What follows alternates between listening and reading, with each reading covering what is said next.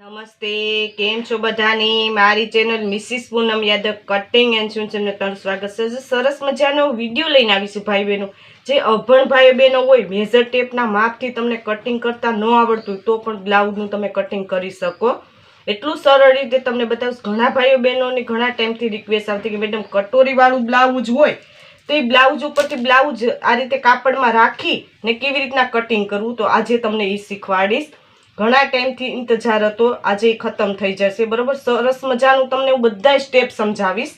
આ રીતે મારું એક કટોરીવાળું બ્લાઉઝ છે, એને ગાજ બટન હોય અથવા આવ્યું હોય તો તમારે આ રીતે પેક કરી લેવાના, ફિટ કરી લેવાના. બરોબર, હવે આપણે કાપડને કેવી રીતના ફોલ્ડ કરવું તે તમને સમજાવી દઉં. આ રીતે એક વખત મેં ગળીમાં ફોલ્ડ કરી લેલું છે કાપડ, તમે જોઈ શકો છો.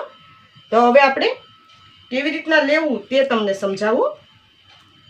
આ રીતે રાખી ને આ પાછળનો ભાગ છે, બરોબર, એકદમ ગળીમાં સરસ રીતે તમારે પહેલા રાખી દેવાનો છે કાપડ ઉપર આ રીતે. બરોબર, આમાં તમારે આગળ પાછળ કાપડ ન થવું જોઈએ, એનું ખાસ ધ્યાન દેવાનું. હવે નીચેના ભાગે આપણે 1/2 ઇંચ સિલાઈ માટેનું છોડી દેવાનું. બરોબર, ને 1/2 ઇંચ જેટલું અહીંયા છોડી દેવાનું. એનું કારણ છે બે સાઈડ આપણી સિલાઈ જતી રહી હોય ને એટલા માટે. તો 1/2 ઇંચ મેં અહીં રાખી દીધું છે ને 1/2 ઇંચ આપણે અહીંયા રાખી દઈએ આ રીતે,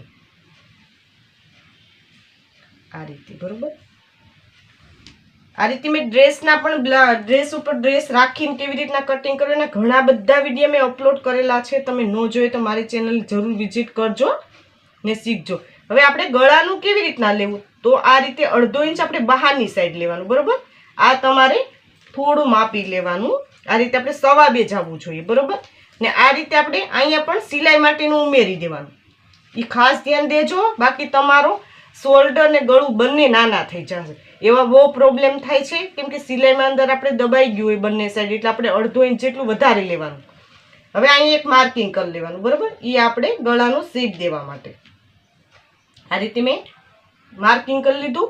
હવે આપણે મૂંઢાકારનું કેવી રીતના લેવું તે તમને સમજાવી દઉં. આ રીતે રાખી ને આ રીતે આપણે મૂંઢાકાર લેવાનો છે. મૂંઢાકારના શેપ જેવો છે તે પ્રમાણે આપણે આ રીતે શેપમાં લઈ ને આ રીતે આપણે માર્કિંગ કરતું જવાનું છે. આ રીતે જે સિલાઈ લીધેલી છે ને થોડું થોડું આપણે બહારની સાઈડ આ રીતે લેતું જવાનું છે. આ રીતે આપણે આવી ગયા. બરોબર, હવે તમને આ ફિટિંગ માટેનું માર્કિંગ બતાવી દઉં. આ ફિટિંગ માટેનું માર્કિંગ છે. હવે આપણે એક્સ્ટ્રા બધું આપણે ઉમેરવું પડે, ટક્સ માટેનું ને સિલાઈ માટેનું. બરોબર, એ ખાસ ધ્યાન દેવાનું છે. તો હું તમને આ રીતે પાછળનો ભાગ લઈ લઉં. બરોબર, તો તમને બતાવું. આ સીધો લાઈન ડ્રો કરી લેવાની છે પહેલા આ રીતે, ને પછી આપણે શેપ આપી દેવાનો છે આ રીતે, કેમ કે આપણે થોડું થોડું માર્કિંગ જ કરેલું હોય છે. હવે સિલાઈ માટેનું કેટલું કેટલું ઉમેરવું તે તમારી ઉપર હોય છે. આપણે 2 ઇંચ ઉમેરી લઈએ. બરાબર, 2 ઇંચ અહીંયા આપણે 3 ઇંચ ઉમેરવું, કેમ કે આપણે પાછળ ટક્સ હોય એટલે આપણે કમરના ભાગે વધારે ઉમેરવાનું થશે. તો આ રીતે થશે. બરોબર, 1/2 આપણે 1 ઇંચનો અહીંયા ટક્સ આવશે, એટલે આપણું ફિટિંગ માટેનું અહીંયા આવશે.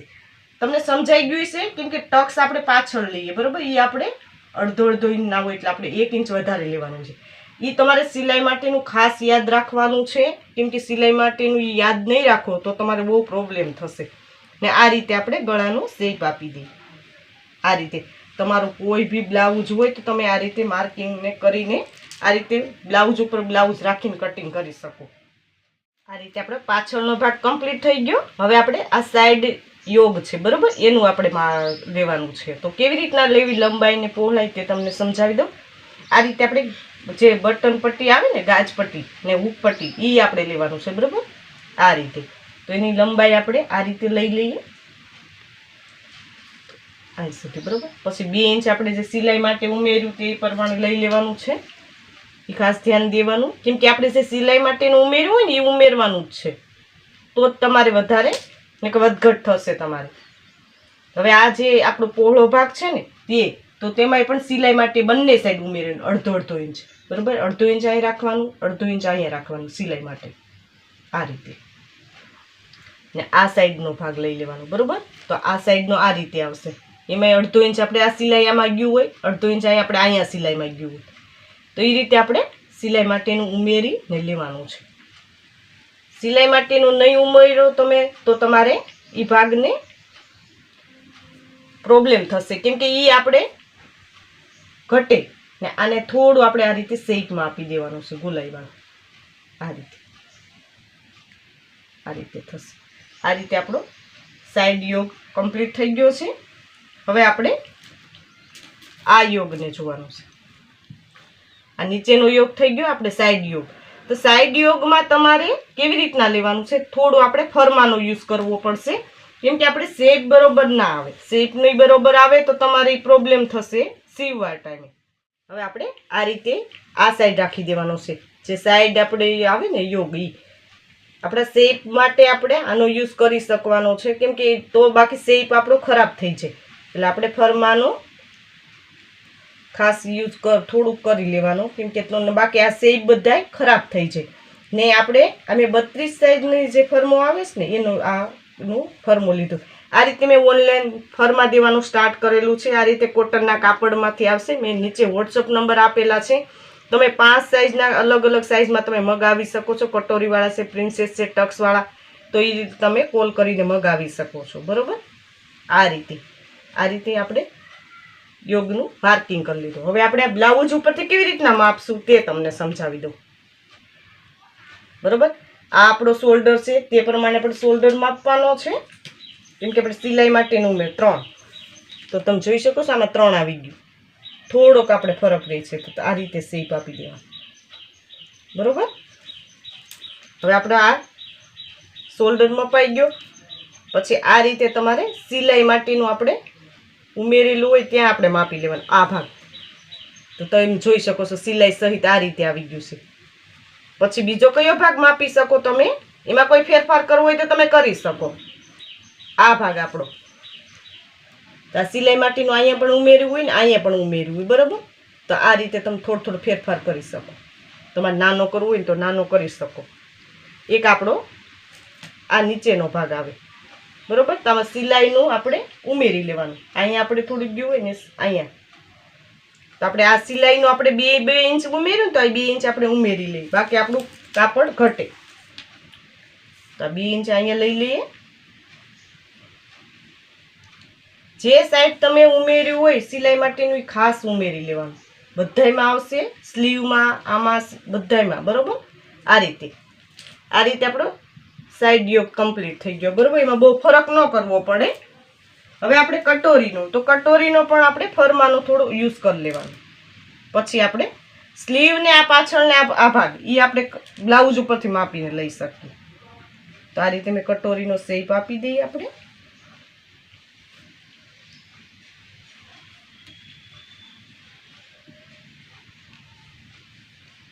કેમ કે આપણું કાપડમાં ટક્સને લેવાઈ ગયા હોય તો કટોરી ઉપરથી તમે કટોરી સીધું લઈને તમે કાપડમાં કરશો તો તમારી કટોરી ઘટે. એટલા માટે આપણે થોડો ફરમાનો યુઝ કરી લેવાનો. મેં ફરમા બનાવતા પણ શીખવાડેલું છે મારી ચેનલમાં. આ રીતે હવે આ કટોરીનું આપણે માપ લેવાનું છે. બરાબર?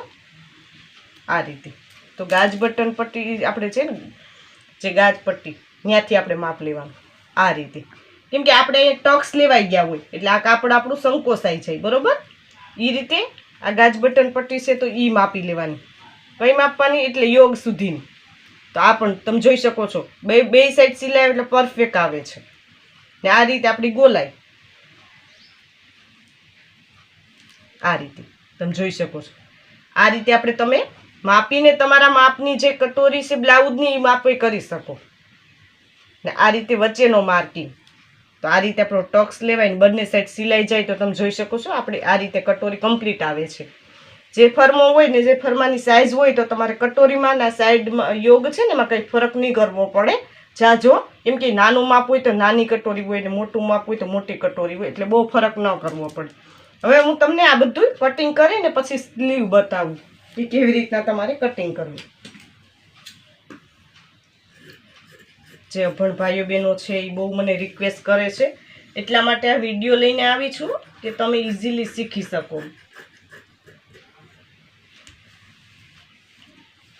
થોડું આપણે મેઝર ટીપનો ઉપયોગ તો કરવો જ પડે, કેમ કે નકર તો બાકી નાના મોટું તમારું માપ થાય ને આમાં તમારે પ્રોબ્લેમ થઈ જાય, બરાબર, વધઘટ બહુ થઈ જાય, એટલે આપણે થોડુંક તો યુઝ કરવો જ પડે.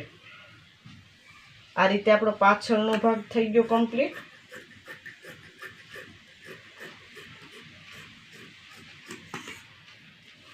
આ રીતે આ આપણો સાઈડ નીચેનો વ્યૂ આ રીતે.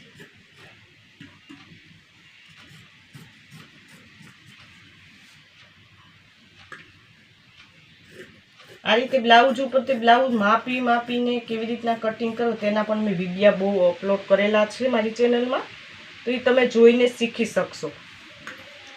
તમે કહેશો તો હું લાગઠ આ રીતે તમારી નાની સાઇઝથી હેવી સાઇઝ સુધીના બધા બ્લાઉઝના માપ લઈ ને કટિંગ તમને શીખવાડીશ, બરાબર. તમે કોમેન્ટ બોક્સમાં કોમેન્ટ કરજો કે તમને તમારે શું શીખવું છે, તો એ પ્રમાણે હું વિડીયો અપલોડ કરીશ. જે બેનો કોમેન્ટ કરે છે તેને હું કોમેન્ટની નોંધણી લઉં છું ને એ રીતના સમય મળતા હું બધા જ વિડીયો અપલોડ કરીશ, બરાબર. આ રીતે થશે. ખાસ તમારે એ યાદ રાખવાનું છે કે સિલાઈ માટેનું જે ઉમેરેલું બધી જગ્યાએ છે તો એ પ્રમાણે બધા જગ્યાએ એક જ સરખા પાર્ટ હોવા જોઈએ.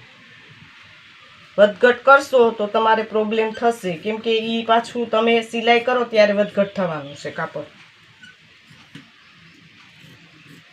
આ રીતે કટોરી તમે બ્લાઉઝ ઉપરથી કટોરી બનાવી શકો, પણ શેપ બરોબર ના આવે ને કાપડ એક્સ્ટ્રા તમે ઉમેર્યો નહીં તો તમારે કાપડ ઘટશે. એટલા માટે તમારે થોડો ફરમાનો યુઝ કરી લેવાનો ને પછી તમારા બ્લાઉઝ ઉપરથી માપી અને કટિંગ કરવાનું સ્ટાર્ટ કરવાનું, એટલે તમે ઇઝીલી કટિંગ કરી શકો. તમારા માપનું બ્લાઉઝ હોય તે પ્રમાણે થશે. આ રીતે હવે આપણે સ્લીવને જોઈ લઈએ. હવે આપણે બાઈને જોવાની છે. તો આ રીતે આપણું કાપડ હતું, બરાબર. આ એક ગળીમાં છે. આ રીતે આપણે ડબલ ફોલ્ડ કરો એટલે 4 પાર્ટ થવા જોઈએ. આ રીતે 4 ભાગ આપણે હોવા જોઈએ આ રીતે કાપડના, એટલે આપણી 2 સ્લીવ થાય. હવે આપણે આ બ્લાઉઝનું માપ લઈ લઈએ સ્લીવનું, બરાબર. જેટલી તમારી બાઈ હોય તે પ્રમાણે માપ લઈ લેવાનું. આ રીતે હવે આપણે સિલાઈ માટેનો અહીં ઉમેરી દેવાના પટ્ટી ફોલ્ડ કરવા માટે. આ આપણી પટ્ટી નીચે ફોલ્ડ કરશું ને એના માટે છે. અહીંયા આપણે સિલાઈ માટેનું 1/2 ઇંચ ઉપર લેવાનું. આ રીતે એટલે આપણું કાપડ ઘટે નહીં, બરાબર. સિલાઈમાં થોડું જાય ને અહીંયા આપણે પટ્ટી ફોલ્ડ કરવા માટે. હવે આપણે પાછળનો ભાગ લઈ લેવાનો. તો પાછળનો ભાગના મૂંઢાકારને કેવી રીતના રાખવાનો? આ રીતે. આ સિલાઈ માટેનું આપણે બહારની સાઈડ રાખવાનું, કેમ કે આ શોલ્ડર જોઈન્ટ થશે, બરાબર. આ રીતે બહાર રાખી ને માર્કિંગ કરી લેવાનું. આ રીતે તમે જોઈ શકો છો, ક્રોસમાં આ રીતે રાખવાનું. એટલે આપણે અહીંથી ટૂંકમાં 2.5 થી 3.25 ઇંચ આવવું જોઈએ. આ રીતે રાખવાથી તમારે તમે જોઈ શકો છો 3 ઇંચ. તો આ રીતે આપણે 3 ઇંચે માર્કિંગ થઈ ગયું, બરાબર. ને હવે આ મોરીનો માપી લેવાનું. તો મોરી આપણી જેટલી છે એમાં આપણે 2 ઇંચ ઉમેરી સિલાઈ માટે. આ રીતે આપણું ફિટિંગ માટે,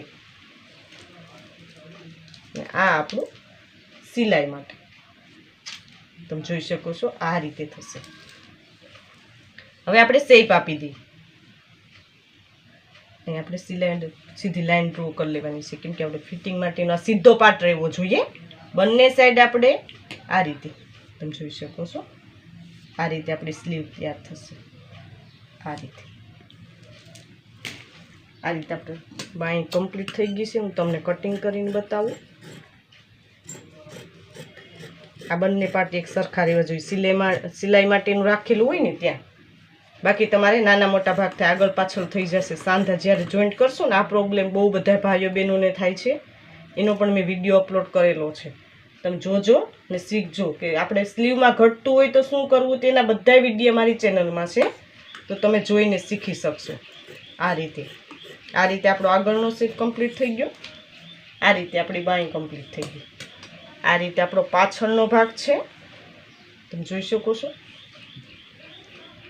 આ આપણા સાઈડ વ્યૂ કટોરી, આ આપણે કટોરીનો ભાગ. અને આપણે આ રીતે સિલાઈ લેવાથી આપણી કટોરી કમ્પ્લીટ થઈ જાય. તમે જોઈ શકો છો. આ બહુ સુંદર ફરમાં આવે છે.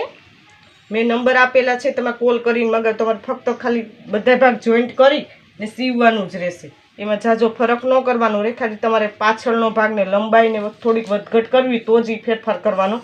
બાકી આ સાઈડ યોગ ને આ માન તમારે કંઈ ફરક નહીં કરવો પડે. બરોબર, એ રીતે મેં 5 ફરમાં હું આપું છું. કટોરીવાળાના કે કોઈ બી તમે ટક્સવાળા પ્રિન્સેસના એ રીતે તમે કોલ કરીને મંગાવી શકો. આ રીતે મેં સરળ રીતે તમને સમજાવવાની કોશિશ કરી કે આપણે કટોરીવાળું બ્લાઉઝ હોય તો બ્લાઉઝ ઉપરથી બ્લાઉઝ રાખી ને કેવી રીતના કટિંગ કરવું. તો હજી સુધી અમારી ચેનલ સબસ્ક્રાઈબ ન કરી તો સબસ્ક્રાઈબ કરી લેજો, નોટિફિકેશન બેલ પર ઓલ કરજો, વિડીયોને લાઇક કરજો, કોમેન્ટ જરૂર કોમેન્ટ કરજો ભાઈ બહેન કે આ વિડીયો તમને કેવો લાગ્યો.